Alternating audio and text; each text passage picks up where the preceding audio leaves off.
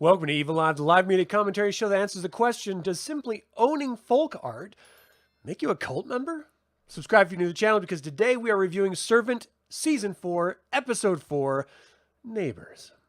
Not the best of neighbors. In fact, actually the neighbors are the most normal part of this entire show, or this entire episode, actually. But my initial thoughts are, not the best of episodes. It's still solid. And I'm sort of jumping around from foot to foot trying to decide how in control Leanne actually is. She seems like she wants to be a part of the family, but then has no problem torturing the family. And there's just this idea of, how can you get people to love you if you are hurting them?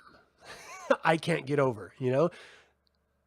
So anyway, that's my initial impressions here. This was directed by Carlo Mirabella Davis, written by Cara Lee Corcoran, and of course it premiered this past Friday. And it really breaks down like this.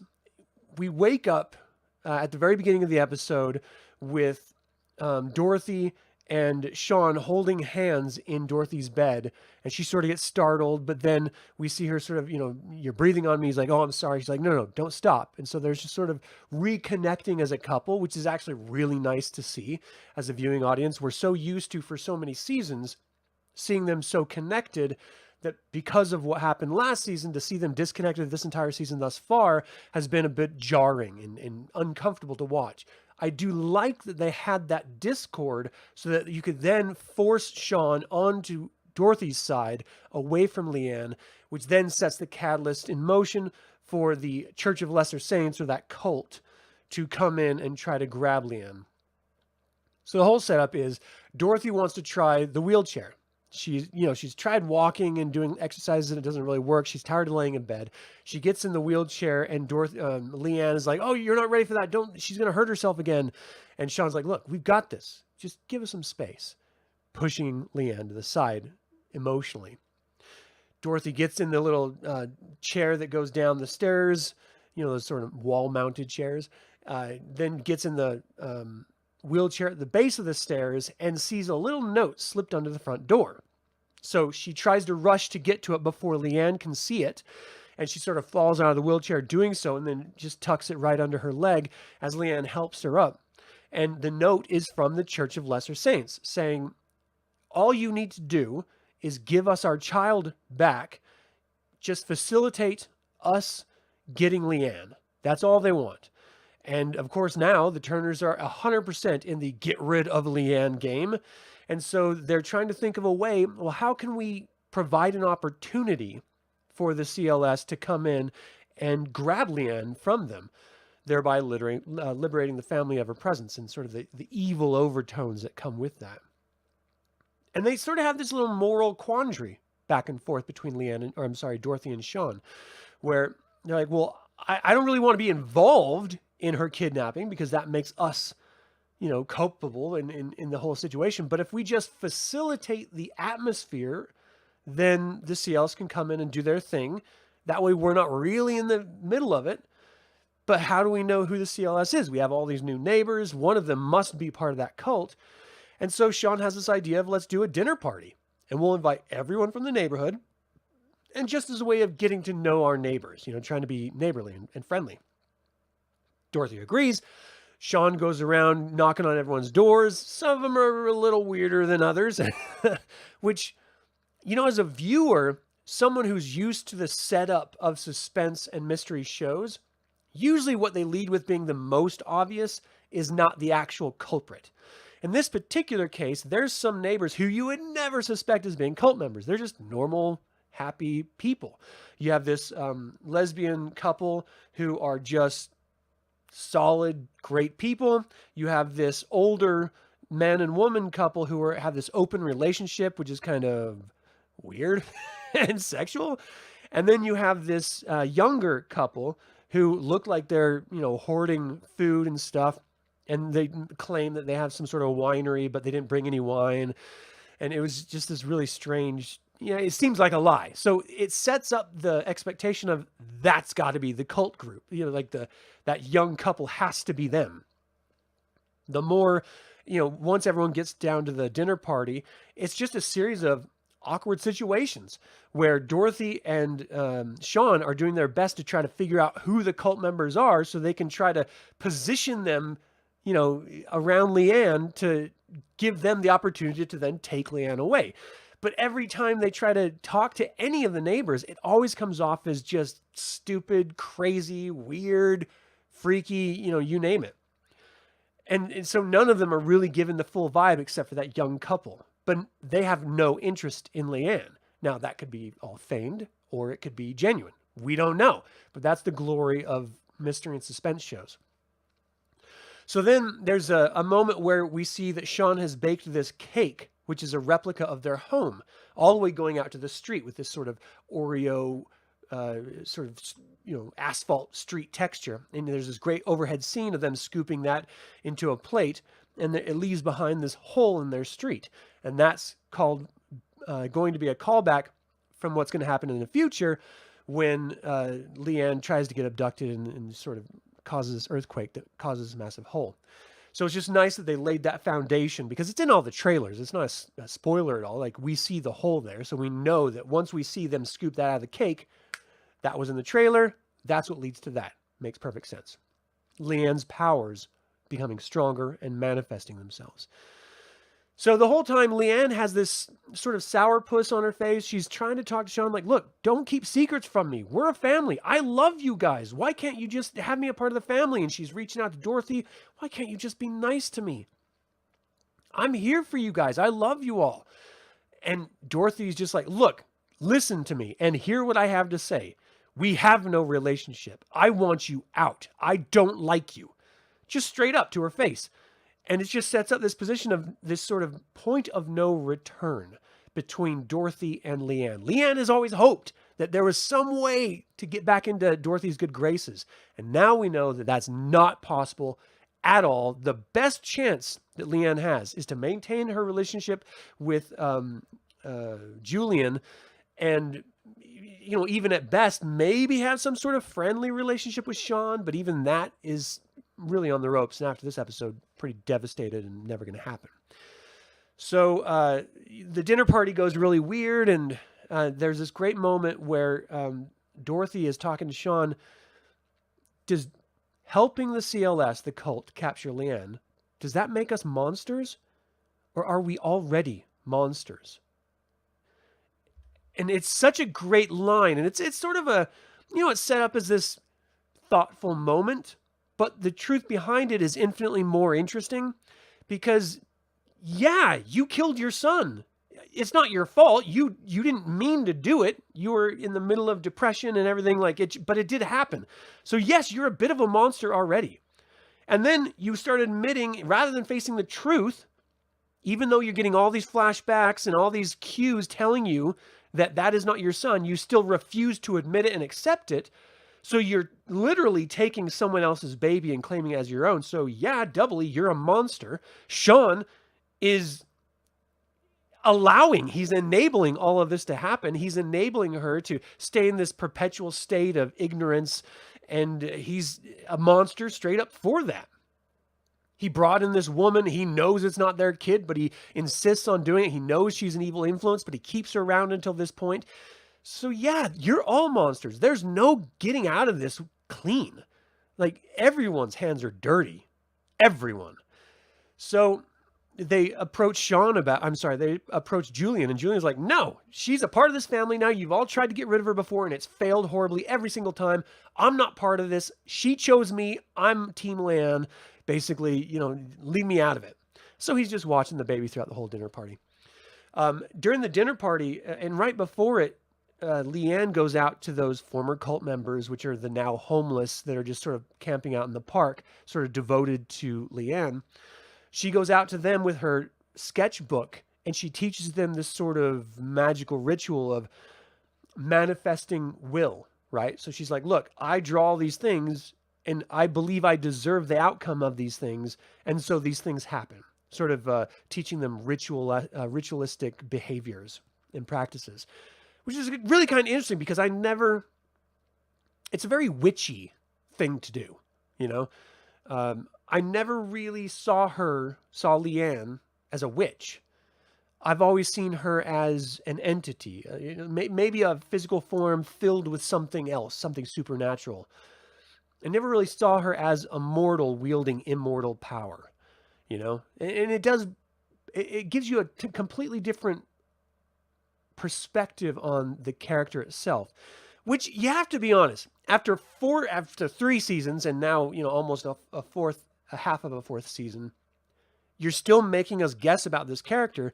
That's great writing. And the fact that we're not tired about guessing, that's great writing. That puts it together all in perspective. And this episode, other episodes do it too, but this episode in particular has this wonderful top-down camera, sort of twisting perspective that works brilliantly in some of the very tense conversational moments between Sean and Julian, or just, Dorothy and Sean and stuff. I mean, I really, really appreciate the aesthetic that they're putting forward and the effort that the camera work has gone into it.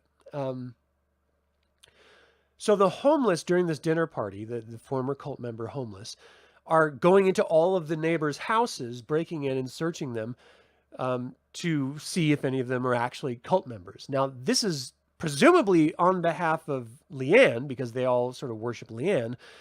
But that's what Sean and Dorothy would want them to do. So I thought it was a little bit strange that Leanne's doing it so she can find out who the bad guy is. Sean and Dorothy are doing it, or would like to do it, because they want to help those bad guys, once they find out who it is, get Leanne. And what they discover in one of the houses, it doesn't let us know which, is this sort of, I don't know if it's crochet or whatever it is, but it's this painting.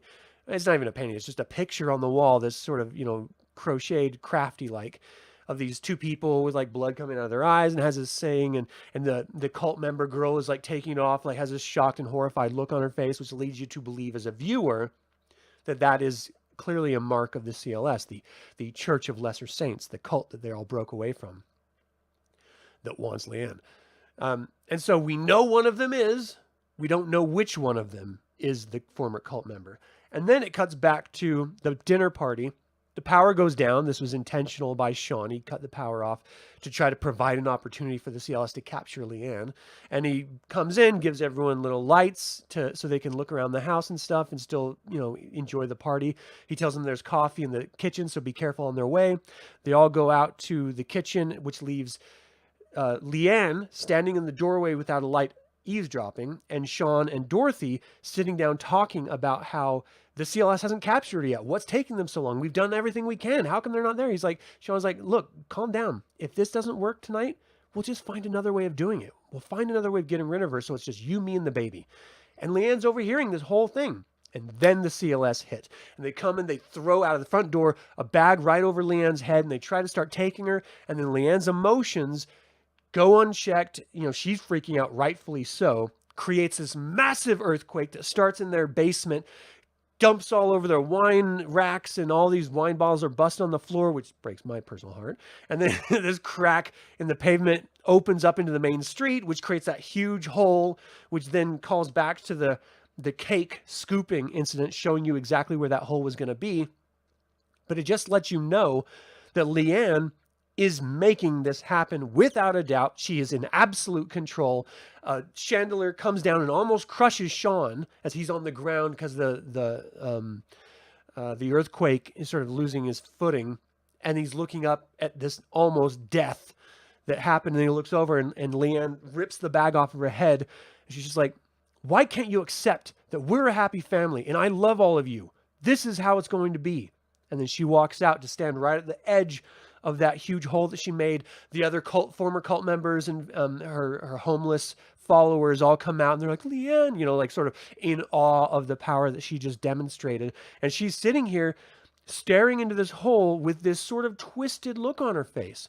She's at the point where in the previous episode, she acknowledged and accepted her power. Now she's seeing the sheer destructive nature of her power. And she said she started liking hurting people before, the feeling of hurting people. And now that she sees this chaos unfold in front of her, it's almost like she's snapping, like she's emotionally breaking. She so desperately wants to be loved and be a part of the Turner family, and they are doing everything to reject her and push her out in the face of all the gifts that she's given them through her powers. And this is breaking her.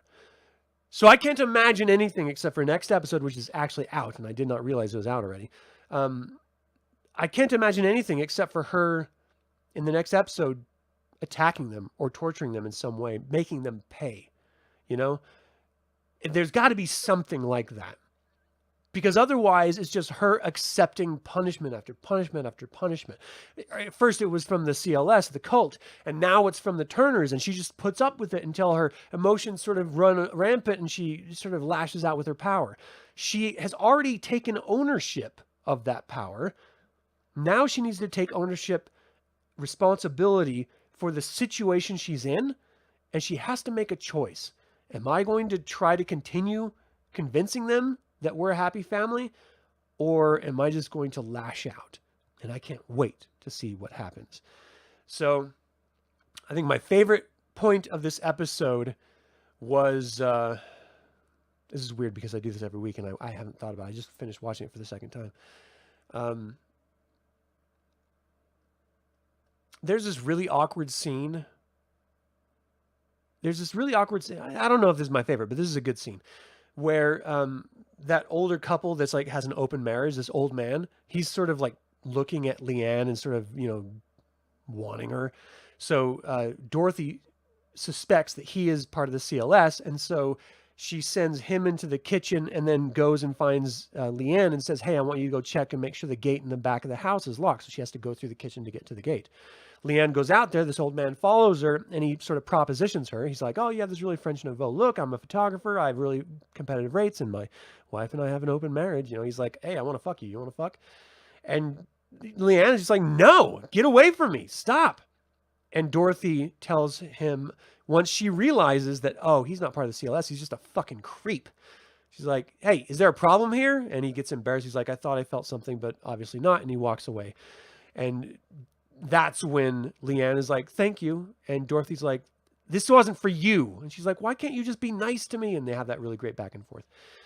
So that was a really great, uncomfortable, tense scene. Dorothy thought she was setting up the church to come and take Leanne away, and it ended up being this really creepy situation.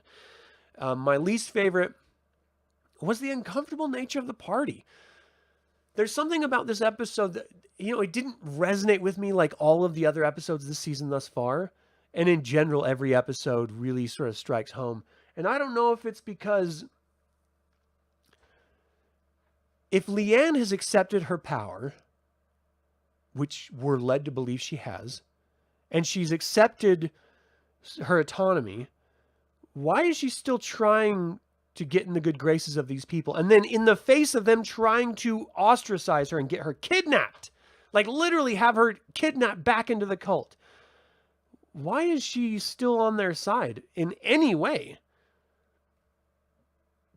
She should be lashing out at them, not trying, And I think it's meant, it's a tool for us as a viewing audience to try to still be on Leanne's side. But I'm already beyond that. Unless you show me a reason that she is not a monster, I have every reason to believe she is, and I'm not going to be on her side and sympathetic to her. So stop trying to make us sympathetic and just, I don't know. I just had this weird cutoff. That is very strange. Well, I hope it's working now. Anyway, I'm not really buying the Leanne dynamic at this point. I need her to accept that she's the bad guy and to act accordingly. And I can't wait to see the repercussions for the attempted kidnapping. I think that's going to be very interesting. I'm really looking forward to it. So for this episode, I'm giving this 4 out of 5 evil eyes rather than the normal 5 out of 5 evil eyes. And it's just because I'm a little tired of the back and forth. Is she or isn't she a bad person with Leanne, and whether or not she is fully accepting and actualized as a bad girl, which she seems to be, and then she's still dependent and needy on the Turners, and then she's not. And like, stop wishy-washing and just own a character development, okay? That's where we need to be. That costs you an evil eye because of that. But again, the atmosphere is gold. The camera work is amazing. The acting is stellar. The writing in this one's a little not quite as great as normal, but it's still solid. And so that's why I gave it, 4 out of 5 rather than the traditional 5 out of 5. You got to earn that extra eye, that extra evil eye. All right, servant? So let me know what you guys thought about this. Are you watching this series? Does this interest you at all? Am I just barking in the darkness? It happens. I accept that. Let me know in the comments. I hope you guys have a fantastic day. And always remember, the evil spelled backwards is live. So get your asses out there and be evil.